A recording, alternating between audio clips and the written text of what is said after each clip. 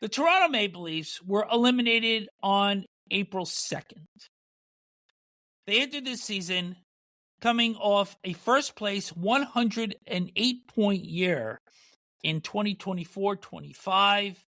But with the Mitch Marner trade, Neil, we thought that this team would really need offense by committee to make up for the points that were going to be lost with the Marner departure through Matthew Knies, through Max Domi, through Bobby McMann, who was since traded, and perhaps even Nick Robertson.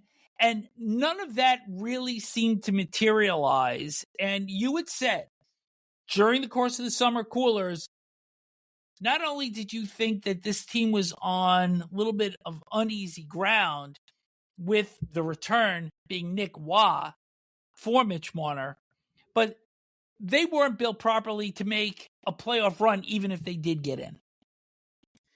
No, they weren't. And unfortunately for Brad Treliving, he paid the price for the loss of Marner, because when you talk about the Maple Leafs, you can't emphasize how much Marner obviously meant to that team, not just with his 100 points, but also with the fact that he's so good on his defensive responsibilities. So, Treliving got let go.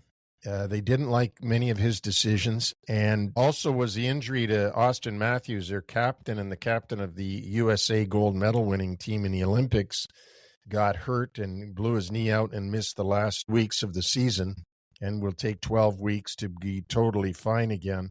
So a lot of things went wrong for this Toronto Maple Leaf team. There was infighting. The coach didn't like the GM and what he was doing. I don't think many people like what the coach was doing, because coaching is results, and the results weren't there. The Toronto Maple Leafs have a lot of work to do in getting this ship righted. It's not going to be a very fast and easy task. They're out of the playoffs for the first time since 2016, and of course, you'd mentioned so many things that went on, not to mention the William Nylander, Craig Berube. It seemed like they were knocking heads almost the entire season. Will Berube be back? And who will be the general manager of that team? Because it certainly seems that Keith Pelley, even though he's saying he's not calling the shots, it appears that he's calling the shots. He's entered into a chapter called Buffoonery 101. I mean, deciding, what kind of general manager they need, that he's got to be data-centric, and that, they've got a good core group. He's making a lot of statements like a hockey guy, but then saying he's not a hockey guy. Keith Pelley has been a disaster there, in my eyes, from the moment they hired him. He fired Brendan Shanahan, and he fired the president of the Raptors, and then has been front and center ever since. And look where it's gotten them. They're way out of the playoffs.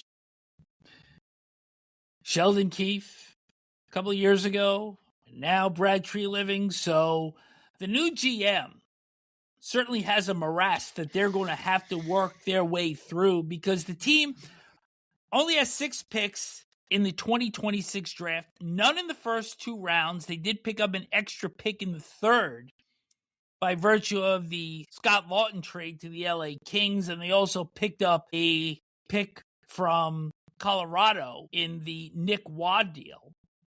But a draft pick, that is really the end result of the Mitch Marner trade. That's what they got back.